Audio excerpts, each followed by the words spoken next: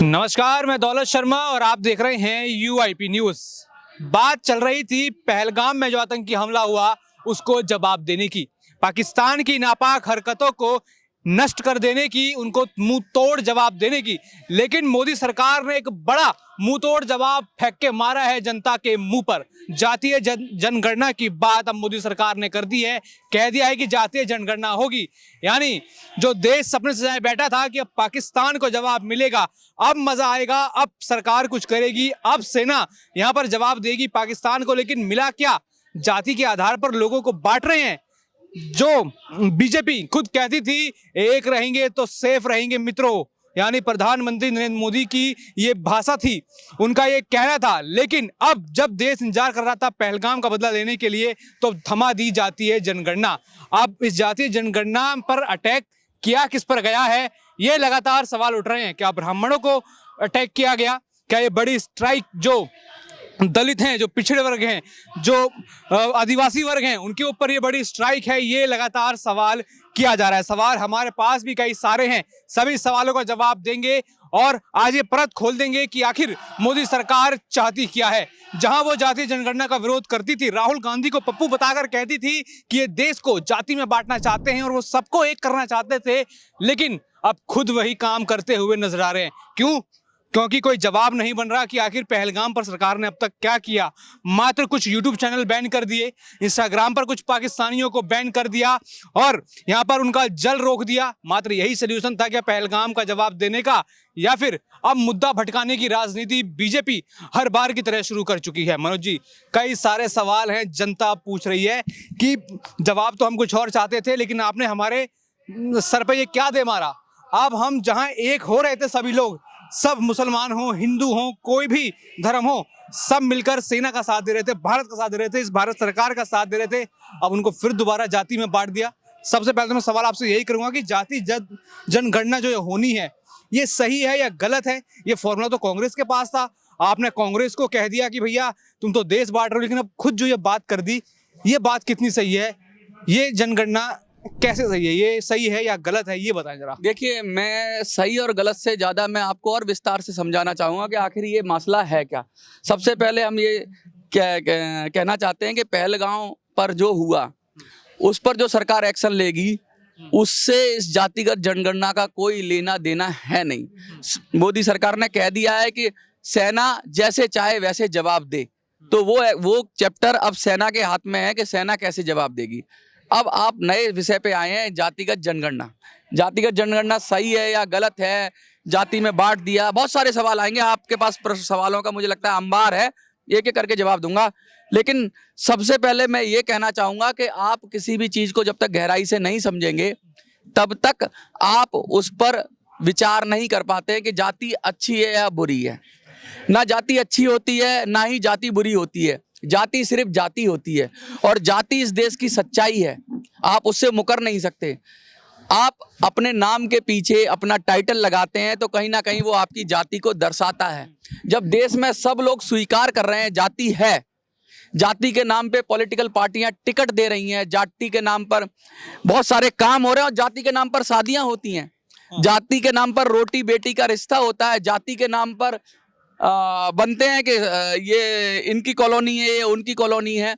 तो आप कैसे कह सकते हो कि जाति देश को बांट रही है? जाति के नाम पूरे के पूरे गांव बनते हैं कि ब्राह्मणों का गांव है, जाटों का गांव है। हाँ, मैं ये कहना चाहता हूँ, ये देश में है और क्या देश टूट गया? जाति में बटे होने से देश ना कभी टूटा है ना कभी टूटेगा। जब देश पर संकट आएगा तो वो कौन सी जाति नहीं लड़ी? वो पृथ्वीराज चौहान के साथ भील नहीं लड़े, वो दलित नहीं लड़े, वो महार नहीं लड़े, वो चमार नहीं लड़े, वो सब लड़े। जैसे जिसकी क्षमता थी, सबने इस देश के लिए काम किया है और जातियों में बटे रहकर भी काम किया है। तो जाति सदा से थी, सदा रहेगी ऐसा। और जाति के आधार पर ऊंच नीच नहीं होना चाहिए। जाति के आधार पर कि मैं ऊपर और तू नीचे, जाति के आधार पर प्रिविलेज नहीं मिलना चाहिए। जाति है, कोई दिक्कत नहीं, लेकिन जाति के आधार पर कुछ लोग अपने को सुपीरियर समझ रहे हैं, जो जन्म से समझ रहे हैं, उनकी दिक्कत है। बहुत सारे यूट्यूबर चैनल चिल्ला रहे हैं कि ये तो ब्राह्मणों पर हमला हो गया, ये तो बनियों पर हमला हो गया, ये तो ठाकुरों पर हमला हो गया, ये सवर्णों पे हमला हो गया, ये जर्नल पर हमला हो गया। अरे भाई, काहे का हमला हो गया तुम्हारे ऊपर? तुम्हारे ऊपर कैसा हमला हो गया?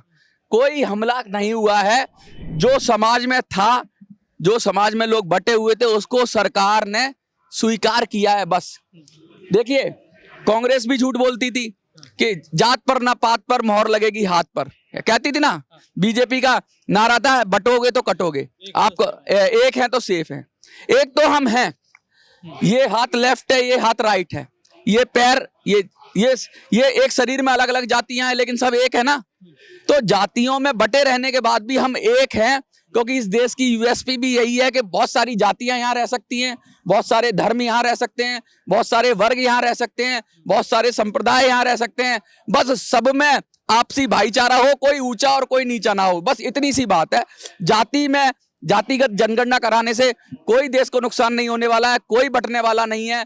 ये खाम खा की बहस है, क्योंकि अगर बटना होता तो बट जाता। देश में तो जातियां हजारों साल से हैं। लेकिन जो ये जाति है, हाँ। अब उस जाति से आपकी जो नीति बनेगी, आपकी रोजगार की नीति बनेगी, आपकी अन्य नीति बनेगी, वो जाति से संबंध कैसे रखती हैं? ये बड़ा सवाल है कि जाति से नीति का संबंध क्या है। जाति से नीति का संबंध ये है कि भाई अक्सर ये लोग कहते हैं कि जो जाति है ना, जाति जाति नहीं, आप कुछ भी कह लो, आप धर्म बदल सकते हो, जाति नहीं बदल सकते। तो जाति में ही आप शादी करते हो, जाति में ही सब कुछ करते हो। तो जाति से नीति, जाति एक पैमाना है, जाति एक पैरामीटर है जिसके जरिए आप पता लगा सकते हो कि भाई, क्योंकि जाति स्थायी है, जाति स्थायी है तो स्थायी चीज ज्यादा आपको समाज का रिफ्लेक्शन देती है। सपोज करिए कि ब्राह्मण है तो वो ब्राह्मणी सदियों से हैं, जो दलित हैं वो सदियों से दलित हैं, ठीक है। तो उससे स्थायी उस समाज की पूरी आपको कॉन्टेक्स्ट मिल जाती है कि इस जाति के अनुसार ये समाज कैसे जी रहा है, इस समाज की आर्थिक स्थिति क्या है, इस समाज के अंदर कितनी बौद्धिक क्षमता है, इस समाज के अंदर कितनी संपत्ति है।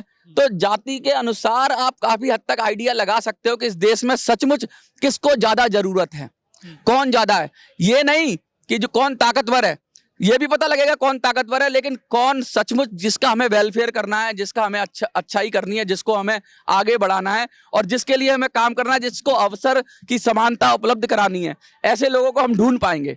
कहने का मतलब ये है कि भाई अगर जातियों का पैमाना, जातियों में एक पैमाना है, ये जो वर्ग बनाए हैं, जो वर्ग बनाए हैं कि एक वर्ग बनाया जर्नल, दूसरा वर्ग बनाया ओबीसी, तीसरा वर्ग बनाया एसटी, चौथा वर्ग बनाया एससी, ये 4 वर्ग बनाए।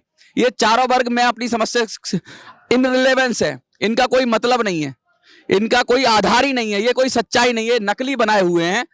असली तो जाति है, असली जो है ना, जो सदियों से चली आ रही है। बाबा साहब और ये टीम ने कोशिश की कि हम 4 वर्गों में बांट लें, इसको जर्नलाइज कर लें, लेकिन ऐसा है नहीं, क्योंकि जातियों के आधार पर ही आप असली परिस्थिति पता लगा सकते हो।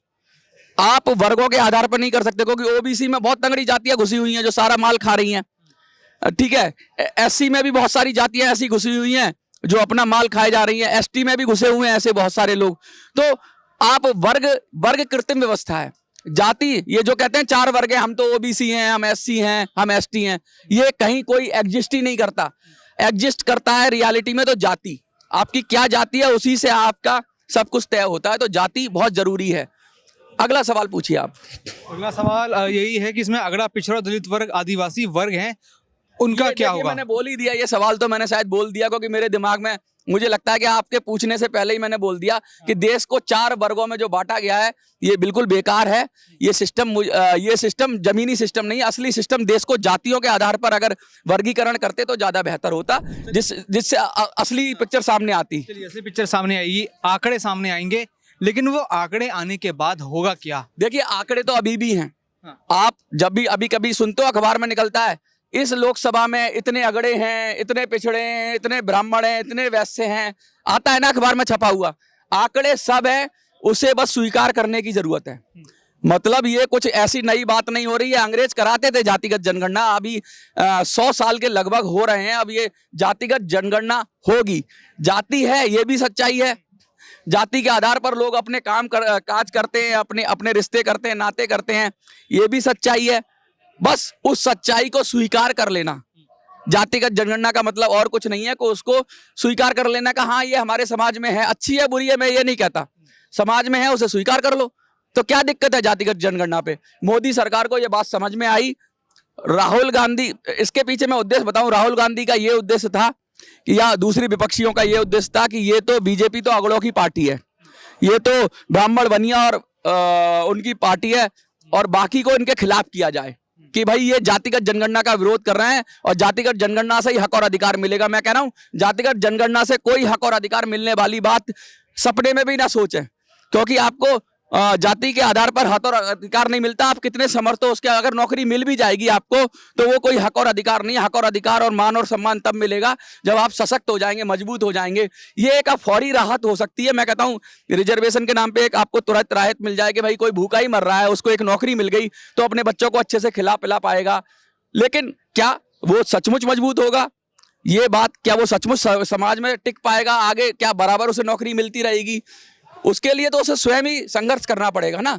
तो बस एक सहलाना भर है कि जिनके साथ डिस्क्रिमिनेशन हुआ, भेदभाव हुआ, उनको सहलाना भर है। इससे आगे की रास्ता उन्हें तय करना है खुद ही। लेकिन इसमें एक पॉइंट था कि जिसकी जितनी संख्या भारी उसकी उतनी अधिकारी।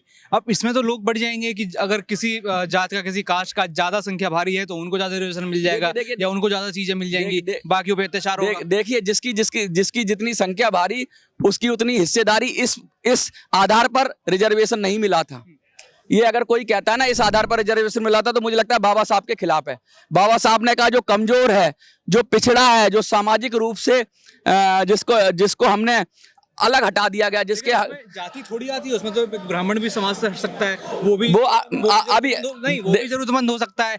कोई और जनरल कास्ट वाला है वो भी जरूरतमंद हो सकता है, उसकी भी गरीबी हो सकती है। आधार पे नहीं कह रहा हूँ मैं, पैसे के आधार पे नहीं कह रहा हूँ मैं, डिस्क्रिमिनेशन के आधार पे कह रहा हूँ मैं, सामाजिक आधार पे कह रहा हूँ। आप समझिए कुछ जातियां ऐसी हैं जिनका समाज ने बहिष्कार ही कर दिया, जिनको दलित कहा गया, बहिष्कार कर दिया। इनको छुएंगे भी नहीं, इनके पास से भी नहीं गुजरेंगे, इनको पानी पीने का अधिकार छोड़ देंगे, इनके दूल्हा घोड़ी पे नहीं चढ़ेगा। तो इसमें पैसे का कोई लेना देना नहीं था। ये आपने उनके साथ एक तरीके से बहुत गलत काम किया, ठीक है, जाति के आधार पे गलत काम किया। तो उसके आधार पे उनको रिजर्वेशन मिला क्योंकि उनकी संख्या फिर मेन जो स्ट्रीम भारत में उनकी कम होती चली गई कि आपने उनको सारे अधिकारों से वंचित कर दिया तो वो कैसे शामिल होंगे। तो रिजर्वेशन के माध्यम से उनको आपने पुलिस वाला बनाया, उनको आईएएस ऑफिसर बनाया, उनको अलग अलग समाज डॉक्टर बनाया, या उनको बनाया तो नहीं, खैर उन्होंने भी अपनी मेहनत की होगी, लेकिन कुछ उनको रिलैक्सेशन दिया कि आप भी आ जाओ, क्योंकि आपने पहले समाज में रोका उनको आने से। तो भागीदारी करने के लिए आपने खिड़की खोली। उस खिड़की में क्योंकि वो लोग पीढ़ियों से कमजोर थे या आर्थिक रूप से कमजोर थे, सामाजिक रूप से भी कमजोर हो गए, बौद्धिक रूप से भी इतना दबाया कि वो कमजोर हो गए, तो उनके लिए एक विंडो खोली आपने रिजर्वेशन की, जिससे वो भी आ जाए। फिर अगली जो उनकी पीढ़ी आएगी वो आपसे लड़ेगी, वो आपसे जर्नल में आके लड़ेगी। तो कहने का मतलब ये है कि जाति के आधार पर जो आप बात कह रहे हो कि जिसकी जितनी संख्या भारी, बाबा साहब ने ऐसा नहीं कहा था कि संख्या भारी होगी तो आपको मिल जाएगी। बाबा साहब ने ये कहा था जो कमजोर है, जो समाज के अंदर जो पिछड़ा रह गया, जो सामाजिक रूप से दबा कुचला रह गया, उसका वेलफेयर कर रहा है, ना कि जो ताकतवर है उसको दे देंगे, संख्या जिसकी आबादी ज्यादा होगी उसको दे देंगे। बाबा साहब ने ऐसा कभी नहीं कहा। तो ये जो नारा चला रहा है, जो भी चला रहा है, ये बेवकूफ बनाने के लिए, लोगों को एग्रेसिव करने के लिए कर रहा है। फिर तो तगड़ी जिसकी जहां संख्या भारी होगी वो सारा ले लेगा, कमजोर तो दबी जाएगा। ऐसा नहीं होना चाहिए। और ये है कि काबिलियत के काम पर रिजर्वेशन की संकल्पना कैसी है? संकल्पना देखिए, काबिलियत का जो काम है, आप माफ करिएगा, अगर आप एक फौज में हैं और आपको एक रिजर्वेशन के माध्यम से ले लिया जाए और आपको लड़ना है, जंग लड़ना है, वो सामने वाला रिजर्वेशन से नहीं आ रहा, वो अपनी सामर्थ्य पे आ रहा है, शक्ति पे आ रहा है।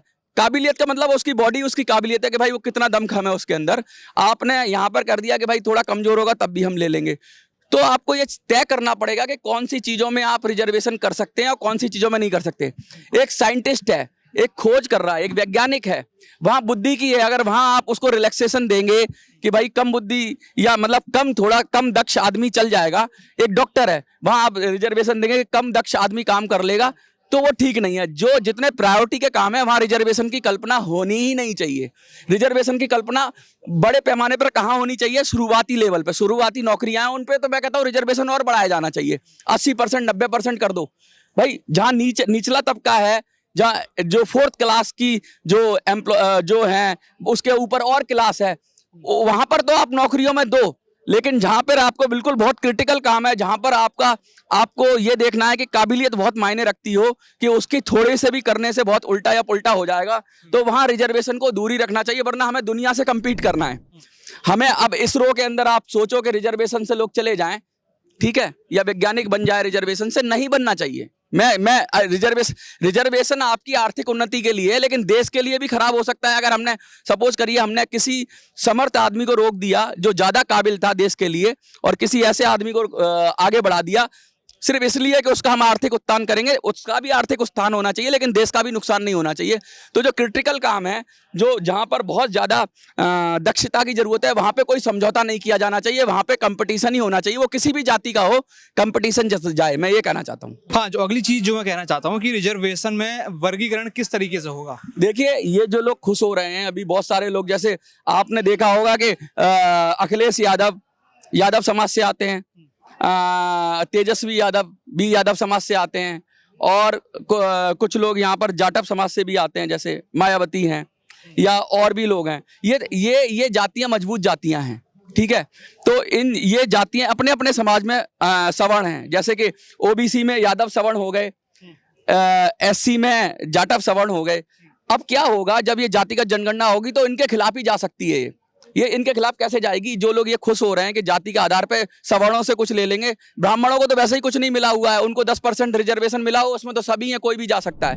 लेकिन जो रिजर्वेशन असली मिला हुआ है, ये सरकार की चाल है इन जातियों की ताकत को कम करना, जैसे यादवों की ताकत को कम करना, जाटव समाज की ताकत को कम करना। और जैसे मैं वहां पर जाऊं, तेलंगाना और आंध्र प्रदेश में माला कम्युनिटी है। माला कम्युनिटी क्या है कि वो रिजर्वेशन का बहुत सारा हिस्सा वही ले लेती है। तो अब जाति के वर्गीकरण की भी बात होगी, क्योंकि अब ओबीसी एक वर्ग नहीं रह जाएगा, जातियों पे ज्यादा बटेगा समाज। तो वो जो जातियों को कम रिजर्वेशन मिल पाया, फायदा मिल पाया, वो कहेंगी कि हमारा रिजर्वेशन अलग करो जी, हम इनके साथ नहीं रहते।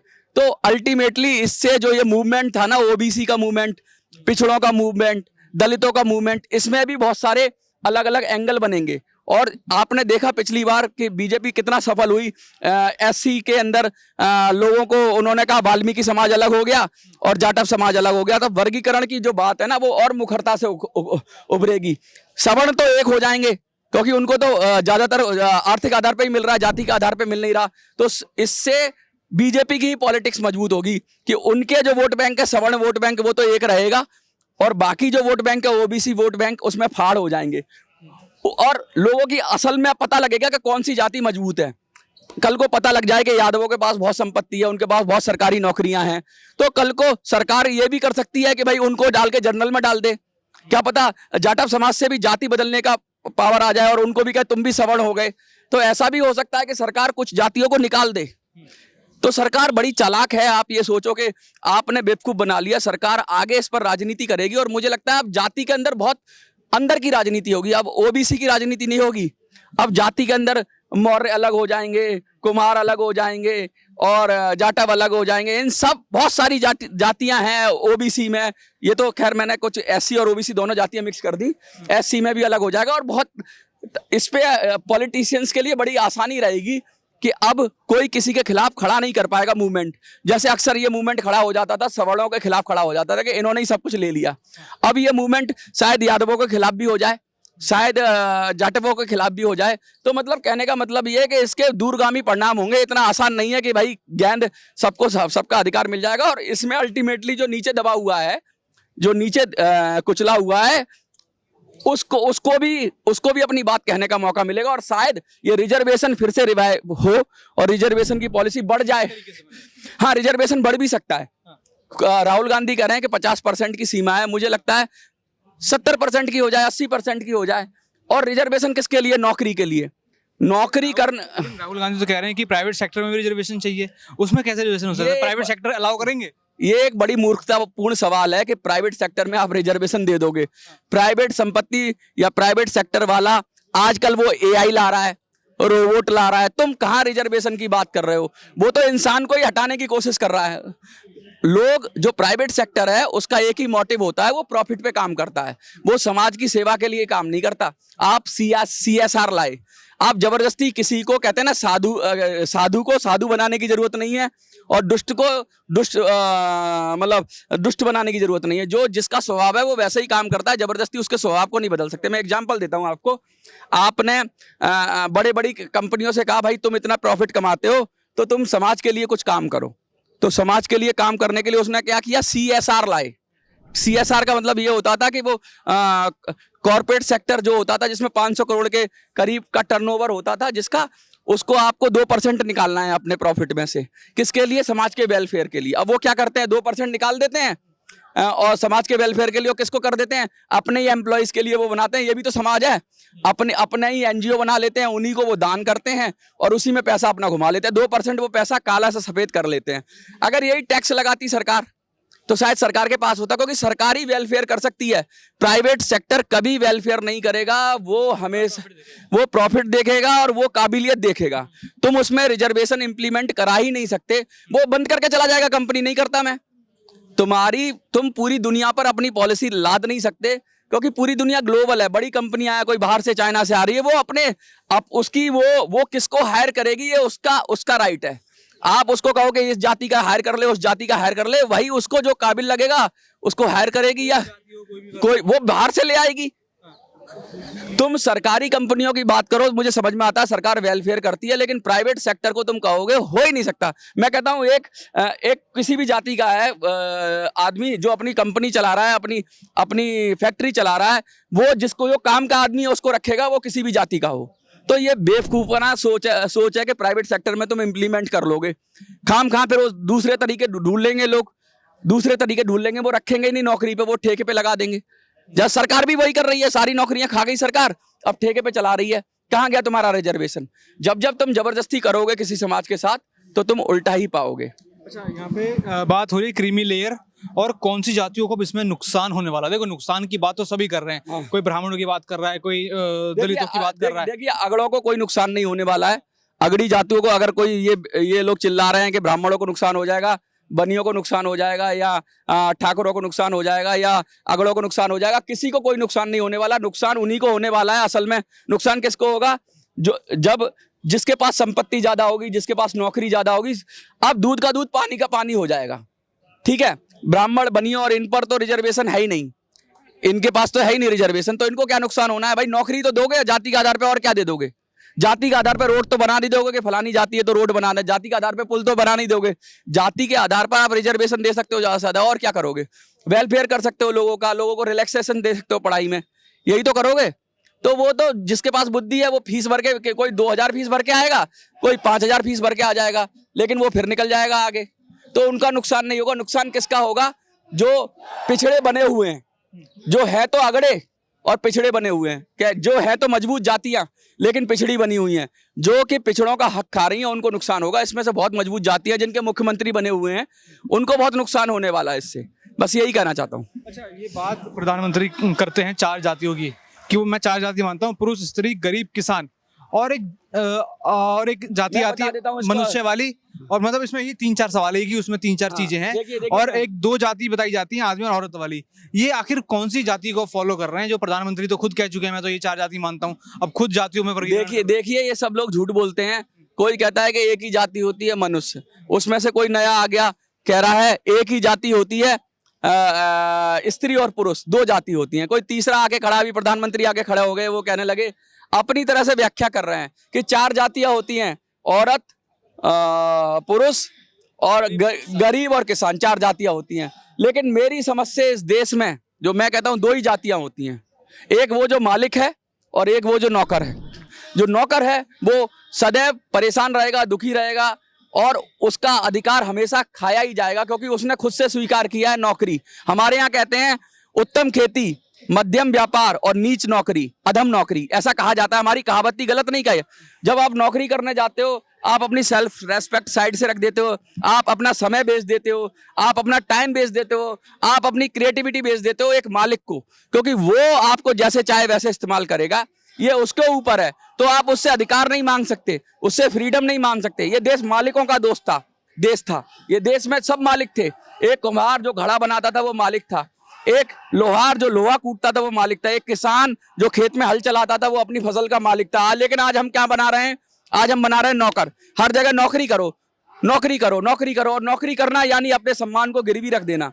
नौकरी अब तब करो जब आपको कुछ सीखना हो। थोड़े समय के लिए नौकरी करो, लेकिन अपना काम करो और अपने आत्मसम्मान से जियो। मुझे लगता है कि नौकरी का जो क्रेज है ना, वो सिर्फ इसलिए है, सरकारी नौकरी का क्रेज, कि उसमें नंबर 2 का कमाने को मिलता है, लाइफ सिक्योर हो जाती है। क्योंकि आप देख लो, आम जनता से पूछो, सरकारी नौकर से सब दुखी है, लेकिन सब चाहते हैं सरकारी नौकरी मिल जाए।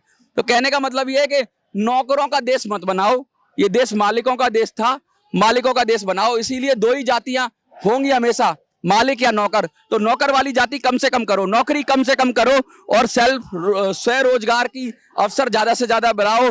लोग उद्योगपति बने, लोग छोटे व्यापारी बने, लोग अपना व्यापार करें, अपने मर्जी के मालिक रहें, ना कि किसी के जाके नौकरी करें। और नौकरी करें भी तो थोड़े समय के लिए करें, अल्टीमेटली वो खुद का मतलब मालिक बने। जितने ज्यादा मालिक होंगे देश में उतनी ज्यादा खुशी होगी, क्योंकि नौकर कम खुश रहता है और मालिक जो होता है उसका लॉस हो या फायदा हो वो हमेशा खुशी रहता है। तो अगर देश को सुखी रखना है तो देश में मालिकों की संख्या बनाओ, मालिकों की जाति बढ़ाओ।